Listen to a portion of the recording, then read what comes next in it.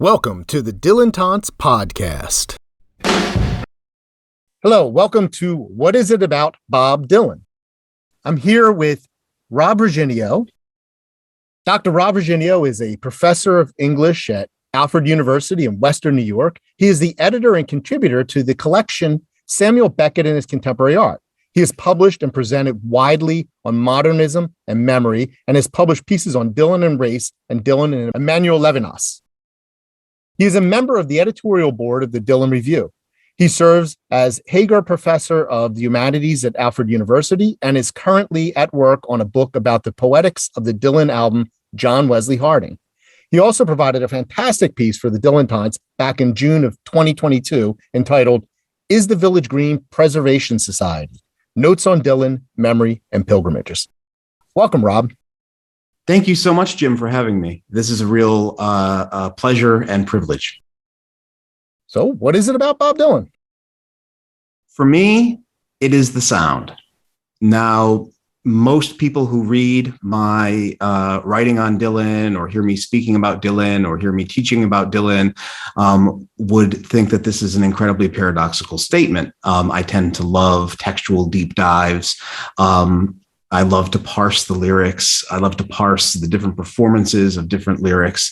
And yet, for me, it always comes back to the sound. I really like your introductory snare drum snap, Bobby Gregg's snare drum snap from Like a Rolling Stone. I mean, right away, that opens up an incredible imaginative world. And I know Dylan himself, as much as he is kind of an anti-producer in the sense that Dylan has always in the studio, I think, also been driven by just this sound that's in his head. And so Tom Wilson and other producers, just kind of their job was to sit back and let Dylan kind of communicate to his musicians to say, this is the sound I want. This is the sound I want. And the musicians had to kind of interpret what that meant until they got it right. So Dylan has this kind of intuitive sense that like really comes across in his albums for me, right? Now, it's not just that thin, wild Mercury sound on Blonde.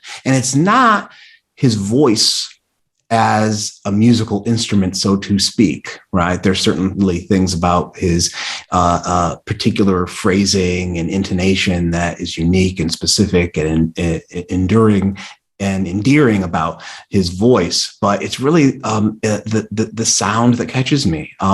Everything from the harmonica, the parched harmonica of All Along the Watchtower with his really kind of driven, urgent vocals in the original version of that song up until the last verse of My Own Version of You, where he sings this incredibly long verse that just goes on and on. To follow the twists and turns, I don't know what that verse means. I don't know what he's saying when he's talking about Karl Marx and Freud in hell with the rawhide whip, rip the skin from their back. But the sound that he produces in that studio just draws me in, and it's always been about the sound for me. Yeah, yes, of course, that's the tip of the iceberg. And I come back and I'm drawn into those lyrics, and there will come a day where I will look very closely at that last verse of my own version of you and really try and parse it. But for now, I like the magic that he created in the studio and the sound of it. So for me, what it is about Bob Dylan is this indelible sound. Everything from the Guthrie-esque scratchiness of his earliest raw performances up until his work as Jack Frost, the producer, where he's trying to get all manner of American music into sometimes even just one verse of a song. It's always been about the sound for me. And that's my partner, Monica. Every time I say this, she rolls her eyes. She's like, no, you're an English guy. You're an English professor. You're a word guy. It's the language. That's what's drawing you. It's the lyrics. And so this has even infected our conversations about music, where I'll be able to say, I really love that song. And she's like, well, what are the lyrics? I'm like, I don't know what the lyrics even are. I just, dummy lyric along with it. And I like the beat. I like the sound. So that's my short answer that devolved into a longer answer to that question. What is it about Bob Dylan that keeps drawing me back? And it's that sound. Yeah, that's a great answer. It's interesting because I just interviewed Greeley Hearn, and his thing was the words. He came to Dylan through the Yes. words. Yes. His mother gave him a lyric book Yeah. before he heard the music, which I didn't really delve into it with him because I was so shocked when he told me. But Yes. that's amazing. And so you're saying almost the opposite. You, like Yes. Greeley, like me, you're a word guy. But you are going for the sound. That's cool. I was introduced to Dylan songs as Joan Baez songs through my mom. She would play Any Day Now, the album of Dylan covers by Joan Baez, when I was a real little kid. And she would, when I was a little bit older, and she began to really introduce me to the music. She loved to play that live album of Baez's from Every Stage. Which had it's indelible. It's in my mind. There's a 3-song run, Please Come to Boston, Lily, Rosemary and the Jack of Hearts, and then The Night They Drove Old Dixie Down. And my mother would always sit down and say, listen to the words.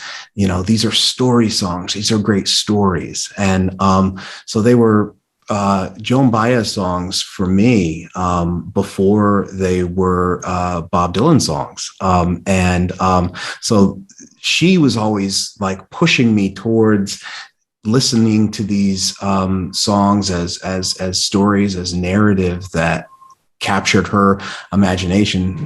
Lily, Rosemary and the Jack of Hearts, of course, a song that she and I have talked about our entire lives together. We still can't get to the heart of exactly what the interconnection of these characters are, but that's what makes it kind of so wonderful. But definitely, I would say that the running soundtrack in my house, especially my mom's record collection, which was everything from Donny Hathaway and Roberta Flack to the Supremes to Joan Baez. I mean, that was to Stevie Wonder. These were things that were like, it was this constant soundtrack. And so my ear was being pulled in all of these different directions. So she would be the last person to give me a book of lyrics. She would say, "No, listen to Joni sing. And if you don't like the words, just listen to the voice. Listen, it tells a story on its own." Yeah, I love that. So you beautifully anticipated my next question, which is about your Dylan journey. So what was your Dylan Rubicon? That moment where there was just no going back? Yeah, that it's strange that I grew up with these songs as Joan Baez songs when I was a surly junior high school student and high school student. Anything from the classic rock era. Once I left, Led Zeppelin behind, it was kind of anathema to me. I didn't hate the Beatles. I didn't hate Bob Dylan. I didn't hate the Rolling Stones. My interests turned to Dinosaur Jr., the Pixies, the Replacements, Husker Du, Sonic Youth, Lou Reed and the Velvet Underground, of course, not necessarily of my era, but things like that drew my attention. And but Dylan was always there. But I have a very particular moment in which I worked at a produce warehouse over the summers and to make money in high school and in college. And I think it was, if I can put my finger on it, the summer between my freshman year of college, and my freshman year of college was dominated by A Tribe Called Quest, the Wu-Tang Clan, De La Soul. That was the music of my first year of college. I'm not going to say when that was, but it's when Wu-Tang Clan's first album came out, a long time back in the 1900s. Yes, exactly. Right. The 1900s. And, but then that summer, there was a friend of mine, Pete. I remember his name, Pete. We would go on Fridays, we'd go down to the Connecticut River, away from the warehouse in Hartford, and drink a couple beers and sit on a bank of sand and watch the river flow. And he had the little crappy hatchback. He had the open door of the hatchback to play the music, and it was Visions of Johanna, not a necessarily unique song to draw you in. I know it's a lot of people's kind of favorite Dylan song. I know that, when I really got into Dylan fandom, if you got to hear Visions at a concert you went to, you were particularly lucky. But I remember I can see it almost like in a film. The hatchback open, the river going by, the late summer sunset, the beers in the hands. And I was just, again, it was the sound. I was utterly captivated by the sound. It was a song I knew. It was a song my mother played. It was a song that, but I hadn't heard it in just that way. And from then on, I became omnivorous. I was like, all right, Blonde on Blonde. Listen to that 24/7. And my sophomore year of college,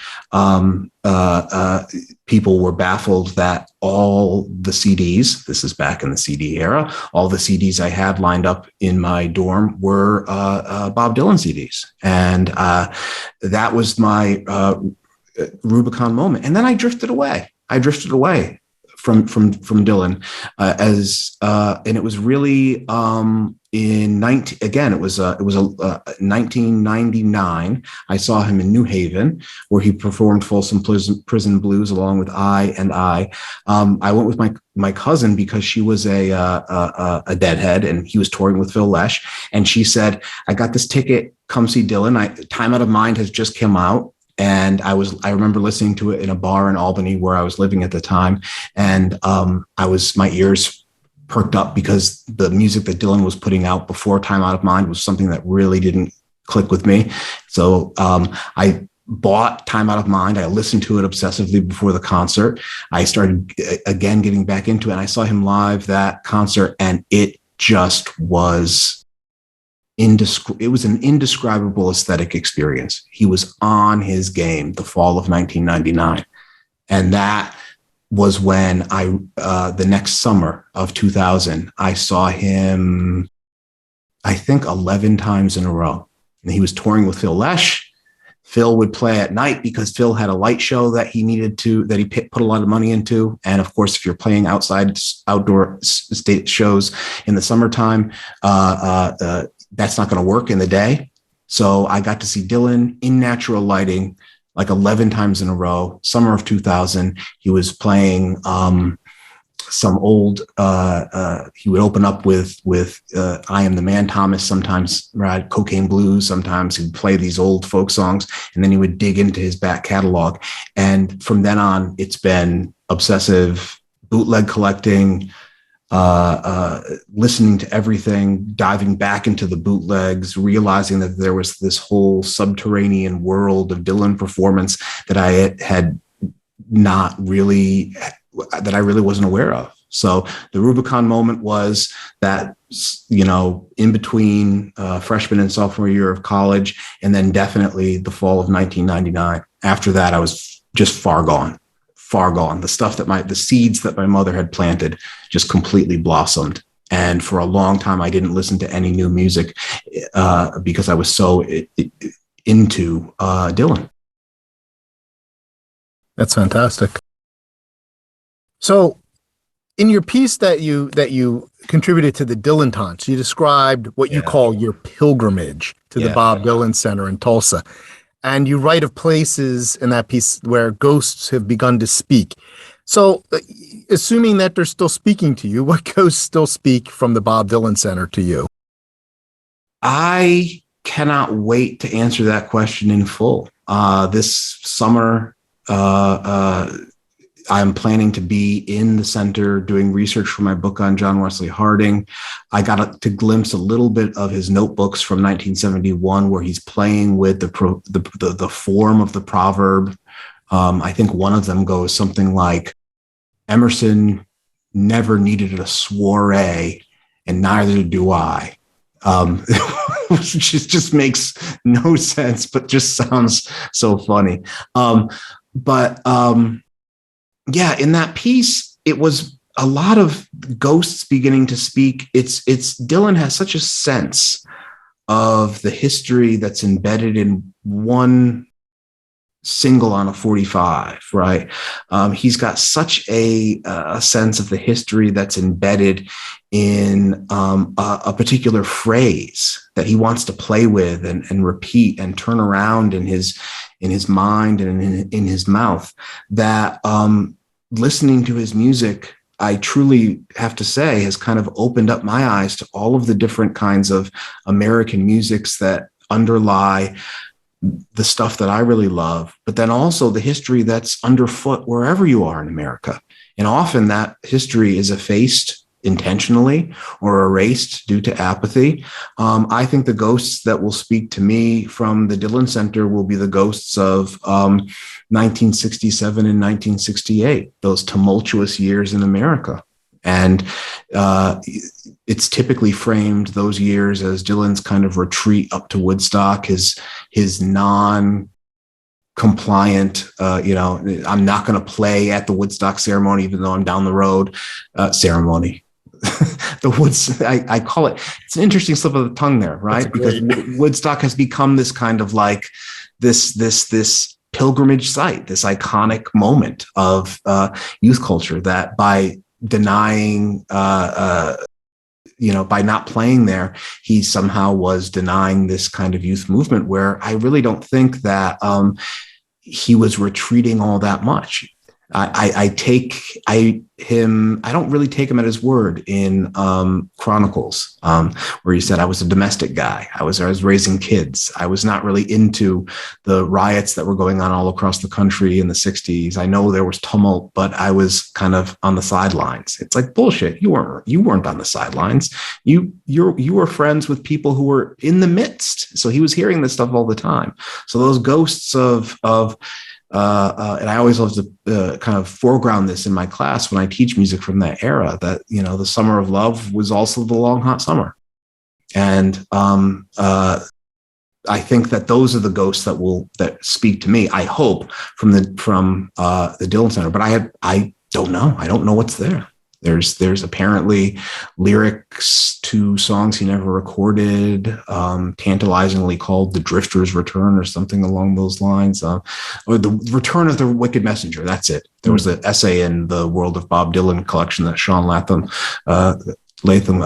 collected that tantalizingly talks about the return of the Wicked Messenger. Right. So he's playing with all of the kind of myths and parables and pseudo proverbs that he's whipping together in John Wesley Harding, and I find that a really powerful, not just poetic experimentation, but thinking through the political issues of the day and where he stands as an artist in terms of the politics of the day, what his role is as an artist. I think, and it's interesting that John Wesley Harding gets elided so often, but we can maybe talk about that a little bit later. Yeah, I love that answer. And I just returned from the Bob Dylan Center myself, and I'm working on a piece, as I was mentioning to you earlier. Yes. On the intersection of the sort of the fraught racial tensions of Tulsa and the Bob Dylan Center, or the lack of intersections. And you talk about the erasure of history and Dylan trying to preserve history. And that's exactly what I talk about. So that's a nice little synergy there. Yeah. I mean, because it is this kind of recovery project, the work of the activists in Tulsa, the Greenwood Center, right, is trying to not recreate, but actively remember the incredibly vibrant culture that was destroyed. And you've got a same kind of desire to kind of collect at the Dylan Center. It's certainly two very, very different forms of collecting going on, right? One in the teeth of active erasure, the other of a Nobel Prize winning American artist. So two different kinds of collecting. But there are intersections, I think. There are. It's interesting. So let's talk about a little bit about John Wesley Harding. So you Yeah. have a book you're working on the Yeah. poetics of John Wesley Harding. So can Yeah. you give us a little preview? Yeah, I can give you a little preview. I mean, in the early, I've been in the early stages of this book for a long time. So people that know me that might be listening to this might roll their eyes, like, you're not done yet. But what I'm the poetics of John Wesley Harding, I kind of the reason why I'm attracted to this album, it interestingly goes back to listening to it on the radio. I think one of the reasons that John Wesley Harding was elided in the not elided per se, but not fully represented on the Traveling Through bootleg series was just because there's simply not enough outtakes from the John Wesley Harding sessions. As far as we know, they were very lean. Dylan came in with these songs written. The songs, as you know, are these four square, really stripped down, simple compositions. And there was not a lot of time needed in the studio to kind of bang them out. So that might be one practical reason why. But then if you read the liner notes in Traveling Through, and you a lot of the reviews of that bootleg session, it focuses on Johnny Cash. It focuses on Nashville skyline. It talks about country music and the incredibly weird and strange world of John Wesley Harding that song series, I like to call it a song series because they all are so interconnected, just gets kind of skipped over and tucked aside. Grail Marcus in The Old Weird America has this incredibly wonderful but simply suggestive little paragraph in his discography section about John Wesley Harding. He calls it the Basement Tapes' second mind, and then leaves it at that. And it's like, oh, please write more about that. And so that's kind of what I'm trying to do in John Wesley Harding. But I remember listening to All Along the Watchtower on the radio, Jimi Hendrix's version. That was during the day. And I listened to an FM radio station in the Hartford area. And at night, they had a kind of free form. This is really back in the day, free form kind of radio. And I'll never forget the DJ said, we play the Jimi Hendrix version during the day. And I was a night hawk when I was like 13, 14 years old. I would be up late at night, cigarettes I stole from my mom, smoking in my little room there with the window open, listening to this music late at night. And he said, but we'll play the original at night. And I was gobsmacked by Dylan's original version of All Along the Watchtower because it was Jimi Hendrix's song. And then to hear what was the original was, again, I think I mentioned it earlier in this interview, the piercing harmonica, which sounds like some sort of wounded voice, and then his own kind of urgency in singing the lyrics just absolutely kind of captivated me. And the book is really going to look at the different literary predecessors that, and I use the word literature to encompass not only poetry and prose, but also music as well. I think one of the great things about the Nobel Prize in Literature being given to Dylan is that we can consider something like Tutti Frutti by Little Richard literature, which I do. But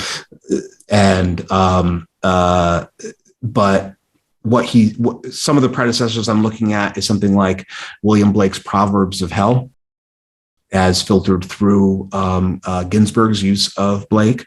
So you've got Dylan using Blake in a much different way on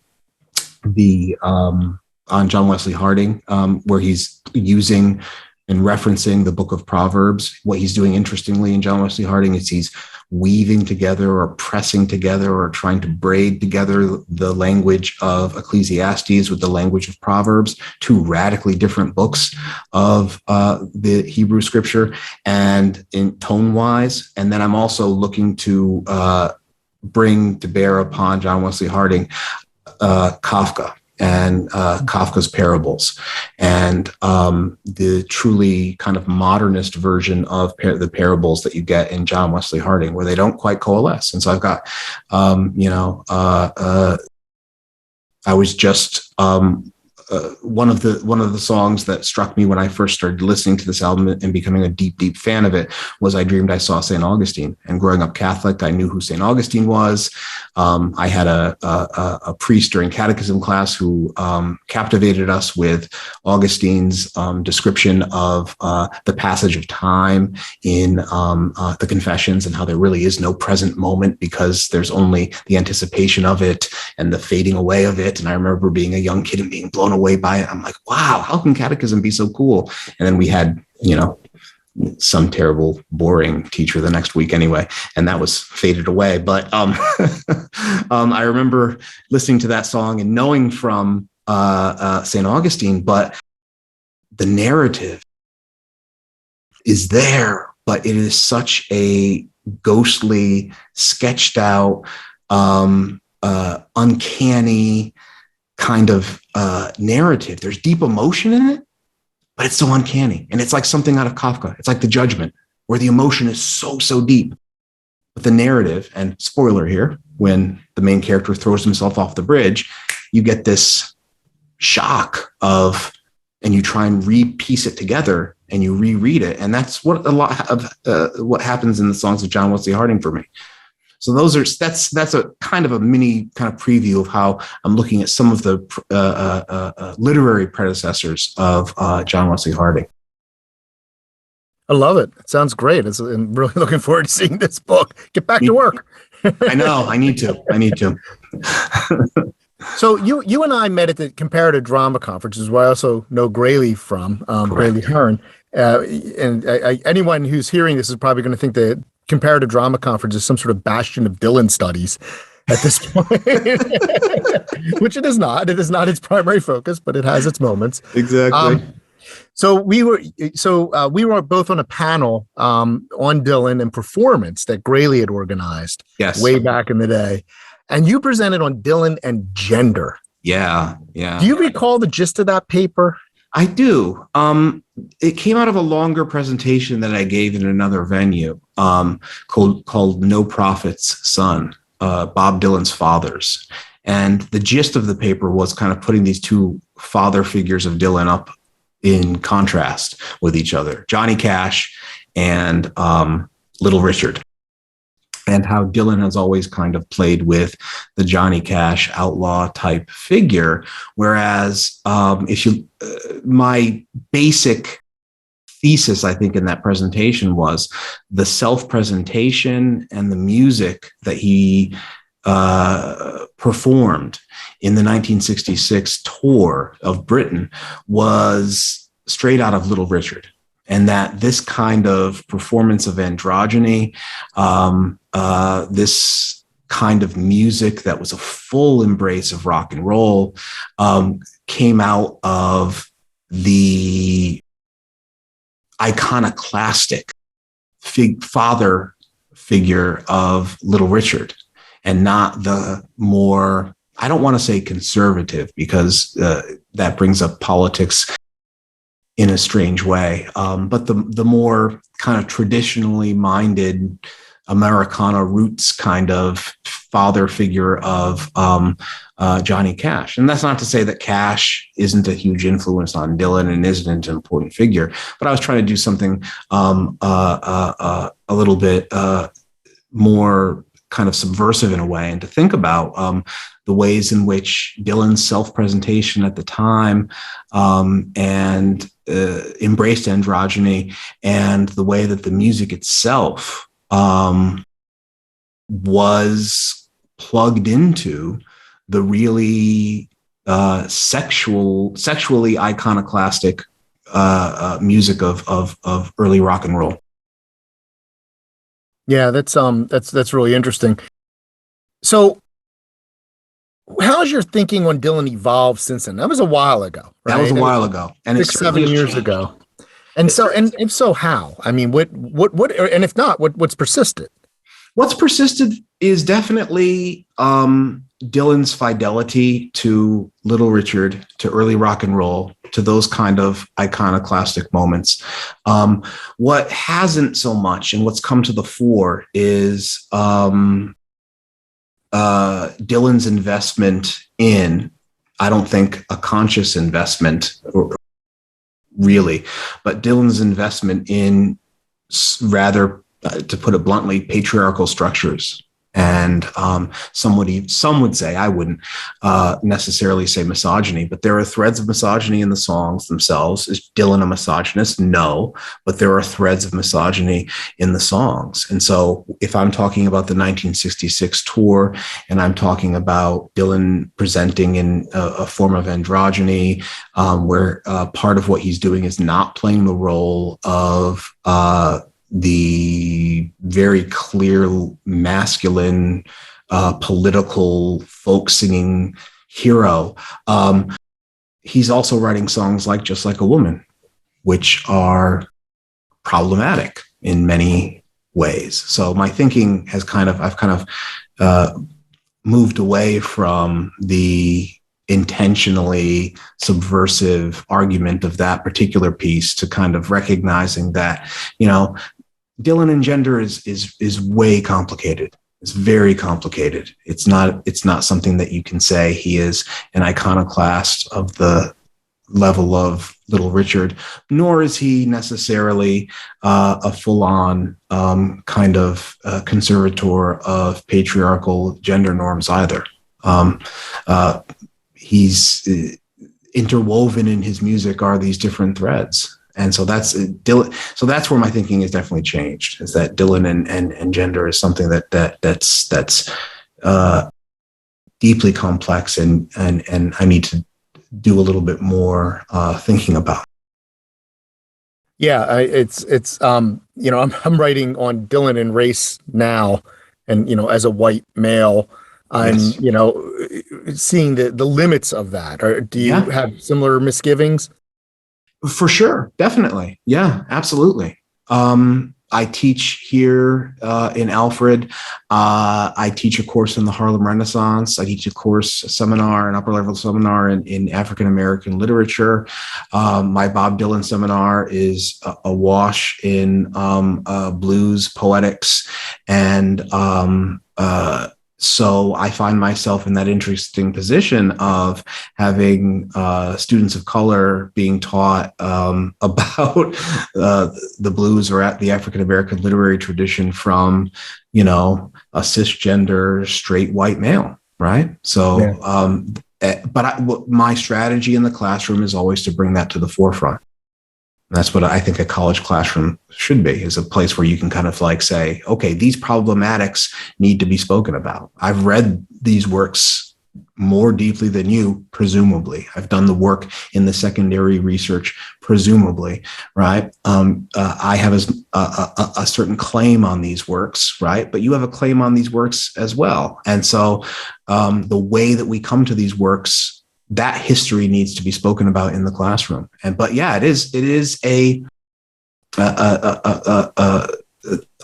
fraught thing. Dylan and race has always been really, really complex. I mean, there he is on his first album singing Booker White's, Fixin' to Die in a way that is kind of, I wouldn't say minstrelsy, but is, an attempt to not really think through blues poetics in the way. But then at the same time, he is singing No More Auction Block in a way that is most definitely so different from Paul Robeson's very strident iteration of that anthem, and Odetta's. He's kind of, Dylan, when he performed it, it's so mournful, it's so sad, and is that a way of speaking to a kind of grief that he doesn't have a way of expressing, that he doesn't have license to express? Maybe that is the theme of Blind Willie McTell. So he's thinking about this deeply his entire career, which is something that to his benefit. Right, he's thinking about this throughout his entire career. Yeah, absolutely. But like gender, it is an issue that has got many tentacles, many layers. Maybe is a better metaphor. Yeah. Tell me what else you're reading. what else am I reading? Right now, I am deeply invested in Nathaniel Mackey's epic poem, Double Trio. It's 3 long epic poems that he put together. I happen to think Nathaniel Mackey is one of our great visionary poets. I put him and Susan Howe up at the top. They're my favorite poets as kind of going concerns. And I recognize that they are of even a different generation. So as much as cutting edge as their work is, they are poets writing in their late style, so to speak. But that's what I've been deeply invested in. But what I've also been fortunate enough to have the time to read over the summer is Richard Zenith's absolutely brilliant literary biography of Fernando Pessoa, the Portuguese modernist poet who wrote in heteronyms. He created a series of authors and gave them biographies and wrote in completely different styles for these different poets, a very Dylan-esque gesture, I think. I've been going back to his poetry in the original Portuguese, which I try and get my wife is Portuguese, so I know a little bit. I'm trying to get through the original Portuguese, but I'm much more struck. It's less of a task to read Richard Zenith's wonderful translations, and especially Pessoa's book, the Book of Disquiet, which is a series of fragmentary meditations that, of course, presumably written by a completely different person. So that's what I've been reading lately, as we say in academia, for fun, because I'm not teaching that stuff. Right. And for a while, I was hesitant to teach Dylan as a seminar because I said to myself, no, I want that to be my thing. That's my little own island of aesthetic bliss. I don't want to make it into a syllabus and assignments and things like that. But it's actually quite wonderful to teach Dylan and to teach Dylan to students that don't even know who he is. I taught my own Dylan course for a while. And most of the students really had very little idea who he was, if at all. Yeah. Which was part of the fun and part of the horror of the class. Yes. Quite the burden. But, usually by the end, they started really getting into it. Yeah. What I found interesting was when I first taught, I was correct in assuming that they would be on the side of Dylan in Newport 65. To be super reductive, that they would embrace the music of Blonde on Blonde and Highway 61 and say, oh my God, what squares these people were, to boo him, and to think that Newport 65 was some sort of apostasy. I think it was because of the tenor of the times in our country. Yeah. The students felt profoundly betrayed. They said, man, The Lonesome Death of Hattie Carroll and Masters of War, these are profoundly moving works. And what is he doing writing something like Visions of Johanna? It doesn't strike me. And that was really surprising to me. That's interesting. I always tended to teach literature non-chronologically, we'll say. Yes. Even when I taught surveys, because I just couldn't stand teaching timelines. So I never taught Dylan chronologically. So I never had that experience. I would just sort of immerse them in and let them see if they swim or drown for a little while. So they never really had that shock. I might do that next time around. I certainly, we never really got around to the later stuff that I love, because I think Love and Theft is just one of his most brilliant albums. And we never got around to that because I would always focus on, his early roots. I really wanted them to understand who Little Richard was, who Blind Willie McTell was, who Woody Guthrie was, and to kind of, which is, I guess, is a lame kind of very conservative way of drawing up a syllabus, just do it chronologically. But I found the left turns in his career to be engaging in themselves. But yeah, maybe it's time to dust off that syllabus and do the heavy lifting of decontextualizing the works and putting them something like High Water for Charlie Patton up against Highway 61 Revisited and see what follows in the classroom. Yeah. It's interesting. It is interesting. I will tell you this one time, because I think very highly of Love and Theft myself. One time I taught, it was highly contextualized. I taught just 2 albums. I did Blood on the Tracks and Love and Theft. Wow. Students. I thought they were 2 albums that were interestingly and deceptively accessible, right? Yes. You start down the rosy primrose path of those albums, and then you realize, oh no, this is a dark wood. Yes. And so I think I called it Blood and Theft.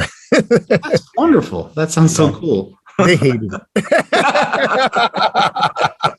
They hated it. It was really extraordinary. I never tried. What do they know? So what other sort of music do you enjoy? You've gestured toward a few things, but what do you listen to for fun? I listen to everything. And I mean, I know it's hopelessly evasive to say that, but I really do. Everything from classical music to jazz to blues to indie rock. So, I mean, just what I've currently been listening to, Angel Olsen's new country album, Big Time. I love Julia Holter, who does these kind of chamber pop songs. Julia Holter's album, Have You in My Wilderness, is just absolutely just this beautiful, lush, experimental album in pop music. And I listen very closely and to Liz Harris, who goes by the name Grouper. It's acoustic music mixed with electronic music. Really interesting stuff. I'm a big fan of the group Lamb Chop out of Nashville, Tennessee. They've got a new album coming out. They've been making music since 1994, so they're not exactly, a new group, but they've got a new album coming out in September. And I've been listening. I listen to a lot of I listen really to everything. I have to say that my taste in jazz and is more on the experimental side, but is kind of I like the music that was put out by the Italian label Black Saint Records. So Anthony Braxton. Yeah. I was going to bring up Braxton earlier, actually. That's funny. Absolutely. Yeah, precisely. So stuff like that in that particular vein. And I love hip hop. And so I've been listening to one of my 2 favorite artists right now are Pusha T, who his work with Kanye West on the album Daytona was just brilliant. And Freddie Gibbs, who is a great lyricist who works with all different kinds. He's worked with the producer Madlib on the album Bandana, which was really good. And then he worked with Alchemist on the album Alfredo, which is one of the best hip hop albums I've heard in the past couple of years. So I'm kind of all over the place. So you really don't know I've always got Spotify going in my office here at work, and my neighbor, the professor next door to me, she's always saying, I never know what's going to come out of that room. Sometimes it's some screeching experimental classical music piece by Jurgi Kurtag. Sometimes it's, hip hop. Sometimes it's country music. Oftentimes, I will admit, it's Dylan. It's an eclectic. Yeah. I listened really to, and I have to say it goes back to my parents and my mom's record collection. They were non-hierarchical listeners. They had just a long string of LPs up against the wall. They took up a whole wall, and you would just, as a kid, I would just dive in there and yank out Marvin Gaye's What's Going On to Carole King's Tapestry, and all kinds of stuff that we would listen to. The Beatles were obviously something that we would listen to, but the Stones were mixed in there as well, and Motown was really well represented. So that was kind of, but it was all non-hierarchical. It was all just like, as a kid, I would go in there and grab stuff and just look at the LP covers, and then my parents would. That's how my mom would listen. She'd go through, and she's not like me. She wouldn't like pick apart and I really need to listen to this and go and find it in the archive. It's just like, I'll run my finger along the spines of these records, pull one out and listen to it and give it a listen. Wow. And so that kind of eclecticism, I think, comes from that experience. Yeah. That's a great exposure to music. Yeah. I'm going to go back to Braxton a little bit. So earlier you were talking about just how Dylan would just throw his musicians into the mix, Oh, into yeah. the deep end of the pool, right? And I every time I hear that, I always think of Anthony Braxton's compositions, is Absolutely. where he would literally have a color, and the musicians are supposed to play the color. Yep. And they have to make sense of it. Really, really fascinating improvisation. Absolutely. Very, very similar approach. And I've always thought about what's the nexus between Braxton's approach and Dylan's approach. Absolutely. I mean, that's a rich kind of contrast there. I think Braxton, by the layer that connects Dylan and Braxton is their choice of musicians. Yeah. It's not like they're just finding, okay, it's not like Chuck Berry rolling into town and saying who are the best musicians or who's someone that knows my songs. I'm going to pay. They carefully curate who they're going to play. So they know that they've got musicians that are coming in with a particular background. And we know from Dylan, it's always, the audition processes are never his own songs. Mm-hmm. It seems to be that they play, old country tunes, old folk tunes, old rock and roll tunes. And Dylan says, okay, this person has a good sense of the music that came before. Then I can throw him in the mix and say, all right, this is the sound I want. Yeah. Play him a tape on some boombox and say, this is the sound I want. It's like, who does that? Nobody. Yeah. It's ridiculous. Braxton too knows who he's working with and knows that they know the tradition as in specifically. So there's that curatorial aspect of it. Mm-hmm. And so when Braxton says, this is the color we're going to go for, guys, right?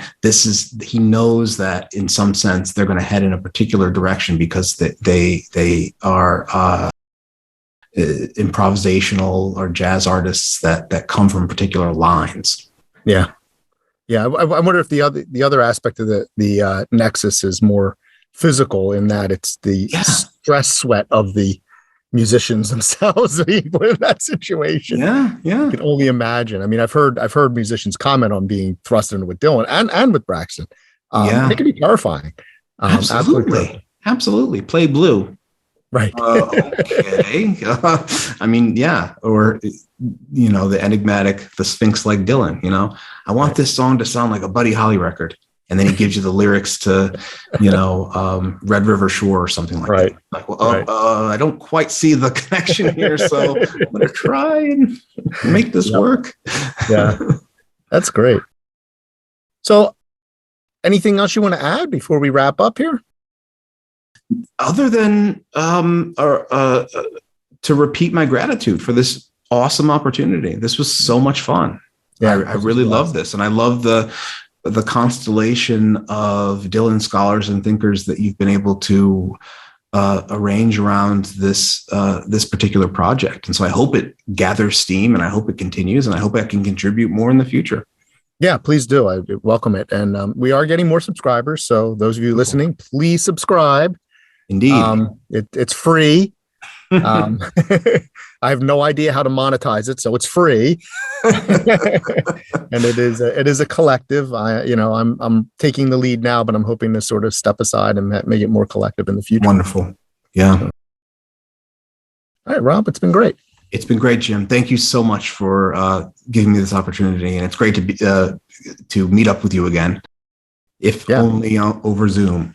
We'll see each other again, probably in Tulsa.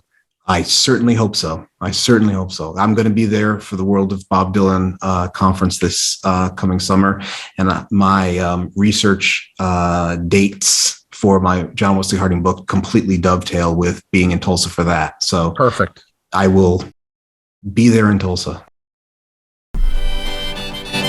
Thank you for listening to the Dylantantes podcast. Be sure to subscribe to receive the Dylantantes directly to your inbox. And please share on social media.